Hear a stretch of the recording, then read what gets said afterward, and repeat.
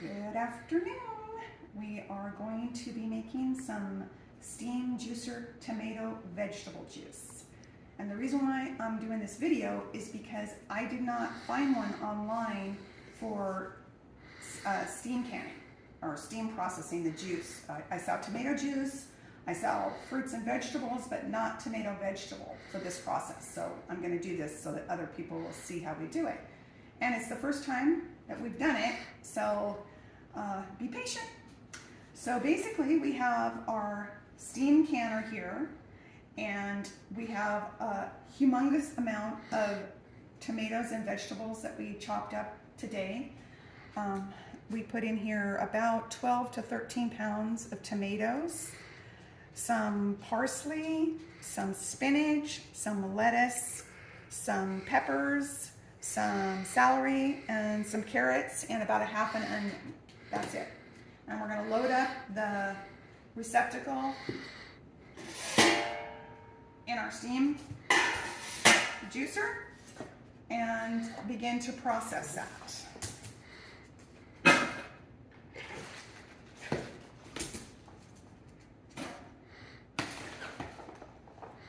Here we go. I'm not sure if it's going to take all of this at one time. We might have to stir it a little bit and add some more to the top of it. One of the benefits of using the steam juicer is that it produces a super clear juice. And for this particular type of juice that we're doing, tomato juice, sorry about the pause, but we have a Yorkie that is just, has to be the center of the world, and he wanted Michael to play with him instead of use the video. Anyway, what I was saying is one of the advantages of using a steam juicer is that it produces a super clear juice without any kind of sediment. But for today's purpose, I'm really trying to get something similar to a commercial tomato vegetable juice that Michael likes to drink, that's kind of, it's got a little bit of pulp in it. So instead of not stirring the vegetables and the fruits while we're processing today, I am going to stir it a little bit because I do want some of that sediment to fall into the tank. And I just wanted to show you, this is what we did yesterday. This is grape cranberry with black grapes. And you can't really tell probably on camera, but it is very clear. And it worked fantastic, and we're real excited to use it. Mike, can you follow me over here? Mm-hmm. Okay, and we'll show the water that I put into the bottom receptacle of the steam juicer. And it takes about 4 to 4.5 quarts of water for my 11-quart juicer. So we're going to get this over here. I've got a little mason jar inside of my 6-quart stock pot here, and what I'm going to do is get this cranking, and then I'm going to, once we start to get juice, I'm going to draw off a pint of juice and pour it back over the top and stir and give it a little stir, and then I'm going to remove the mason jar, and I'm just going to capture all of my juice into the stock pot, because my thought process is to see how thick the juice comes out, and if it's too watery, I'm going to take some of the steamed product and use my immersion blender and smush it up a little bit, maybe to thicken the existing juice. And once I've got all that done, I'm going to process it in quart jars in my pressure canner. So we'll come back to you as soon as we start drying off juice. Okay, we're back again. It's been about 60 minutes, and I have stirred the pot a couple of times. And what I'm going to do now is draw off a mason jar full of hot juice and then put it back on top. And what that basically does is sterilize the tube. So here we go. I'm going to draw off a little bit of juice here. It's very, very clear, very clear. I already know I'm not going to like this for what I'm trying to do here. So I will be, oh, it smells good. I will be doing something a little different. And as you can see, I have heavy duty gloves on because this is hot and I do not want a steam burn. Okay, going back in, and I'm going to go about another 15 minutes, and then I'm going to very carefully bring my tray over with my strainer and lift the vegetables out of the can, out of the steam juicer onto the tray, empty them into this strainer, and put the last batch of unjuiced or unsteamed vegetables in and continue to process. In the meantime, I'm going to let that sit while that's processing, the second batch is processing, and I'm going to take the vegetables and hit them with my immersion blender and make like a puree to add to my juice, because I kind of like the juice a little bit more, you know, meatier, so to speak. Okay, that's it for now. We'll come back. Okay, we're back again. So this first batch has processed for 60 minutes. Then we drew off 1 mason pint jar of juice and poured it back over the top and let it go for 15 more minutes. What I'm going to do now is remove the vegetable tray and put it on a cookie sheet to transport it over here to remove the pulp so I can add the second batch in. That's what I'm going to do right now. And I'm going to be very careful. As you can see, I've got gloves that come up pretty high, and I'm going to be very conscious of steam because I don't want to get a steam burn.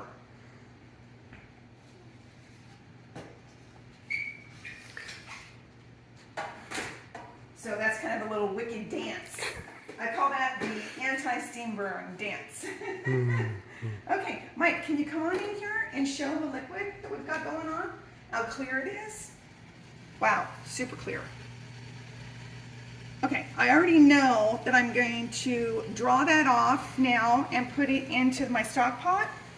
And while my second batch is steaming down, I'm going to experiment with my immersion blender and doing some of this vegetable into like a puree to add to the tomato juice, so it's kind of thickens it up and more of a like a soup base. So that's my game plan. And another thing I wanted to mention is that we've already added water into here 2 times. Every 30 minutes I add 2 measuring cups of very hot water into the receptacle so I don't run it dry. Okay, cut for now. Thanks, babe. Okay, okay, Mike, can you come in a little bit closer, please? I want you to show inside the pot. What this is all the steamed vegetables from the first batch, and I put it in here and I'm hitting it with my immersion blender, and Mike and I are going to do a little bit of a test to take some of the clear broth. Can you show that? Mm-hmm. Get closer, please. Thank you. That we drained off. It's all the clear juice. And we're going to try to see the consistency that we're going to shoot for by doing a little test. Okay.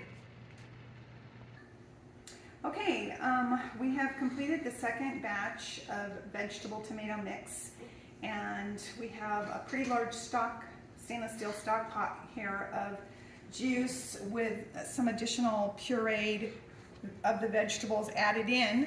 This is the second batch of vegetables, which I'm now going to puree, and then we're going to adjust the thickness of how Michael likes it, and then we're going to put it into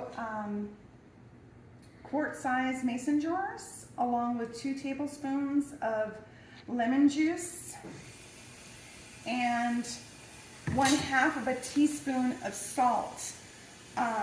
All of the canning guidelines say for tomato juice that you do not have to add salt, but Michael really likes salt, and we're compromising on 1/2 teaspoon per quart, because the whole reason for me doing this is to get him away from the commercially prepared juices that are so incredibly high in sodium.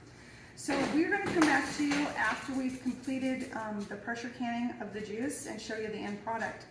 I'm going to pressure can the quarts for 20 minutes at about 12 pounds of pressure. I have researched my ball canning book, the book that came with the juice canner, the book that came with my pressure cooker, and the internet, trying to find the time for juice. And it's kind of tricky because usually the thought process is you pressure can for the vegetable that has the longest pressure canning time, which is onion, but there's only a half of an onion in this entire thing, and it's completely it's onion juice. So I don't think I need to go back to that guideline. I'm just going to follow the tomato juice and add 5 minutes to it, and I think I'm going to be good. So we'll see after we're all done.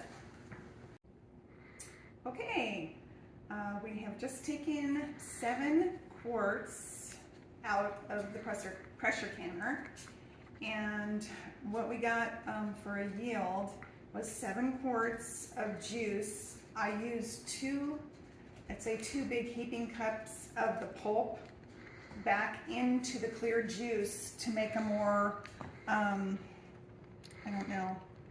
thicker juice, I guess you'd say. And we got 9 big frozen cubes of the tomato vegetable puree that I will use later on, to make sloppy joes or spaghetti sauce or soups. And then we had 2 extra cups of the juice, which we added some of the puree to and some cream, and tomorrow at lunch we'll have tomato soup. So I think what Michael and I talked about after we finish this is next time we do this, we will, instead of doing 2 batches, we'll just, as the vegetables and the tomatoes steam and go down in the canner, we'll just add that second amount on top, and then do it that way instead of doing 2 complete batches. But as far as the steam juicer is concerned, it's a really great tool, and it does make very clear juice. It's just such a nice process. And also today we pressure canned 6 quarts of corn as well. So we've had a very busy day, and I hope this helps anybody that wants to do tomato vegetable juice. And I hope you all have a great evening and a nice day.